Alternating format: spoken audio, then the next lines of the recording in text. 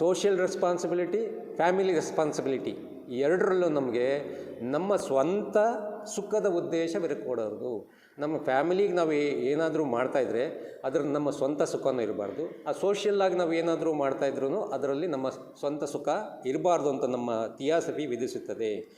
ಕರ್ತವ್ಯಕ್ಕೋಸ್ಕರ ಕರ್ತವ್ಯವನ್ನು ಮಾಡಬೇಕು, ಅದರ ಫಲಕ್ಕೋಸ್ಕರ ಅಲ್ಲ. ಕರ್ತವ್ಯವನ್ನು ನಿರ್ವಹಿಸುವುದರಿಂದ ತೃಪ್ತಿ ಅಥವಾ ಸಂತೋಷ ಪ್ರಾಪ್ತವಾಗಬಹುದು. ಕರ್ತವ್ಯಕ್ಕೋಸ್ಕರ ಕರ್ತವ್ಯ ಮಾಡಬೇಕು, ಅದರ ಫಲಕ್ಕೋಸ್ಕರ ಅಲ್ಲ. ಅದರಿಂದ ಏನೋ ಒಂದು ಫಲ ಸಿಗ್ತದೆ ಅನ್ನೋದಕ್ಕೋಸ್ಕರ ಮಾಡಬಾರ್ದು. ಆ ಕರ್ತವ್ಯ ಮಾಡುವಾಗ ನಮಗೆ ಬೇಕಾದರೆ ತೃಪ್ತಿ ಮತ್ತು ಸಂತೋಷ ಸಿಗ್ಬೋದು. ಅದರ ಫಲ ಮಾಡ್ತಾ ಇರೋದು ಫಲಕ್ಕೋಸ್ಕರ ಅಲ್ಲ. ನಾವು ಆ ಕರ್ತವ್ಯ ಕೆಲಸ ಮಾಡಬೇಕು, ಅದಕ್ಕೋಸ್ಕರ ಮಾಡ್ತಾಯಿದ್ವಿ. ಅದರಿಂದ ಫಲ ನಿರೀಕ್ಷೆ ಮಾಡಬಾರ್ದು.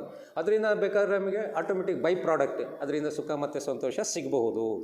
ಆದರೆ ಆ ಸುಖವು ಅದರ ಉದ್ದೇಶವಾಗಿರಕೂಡದು.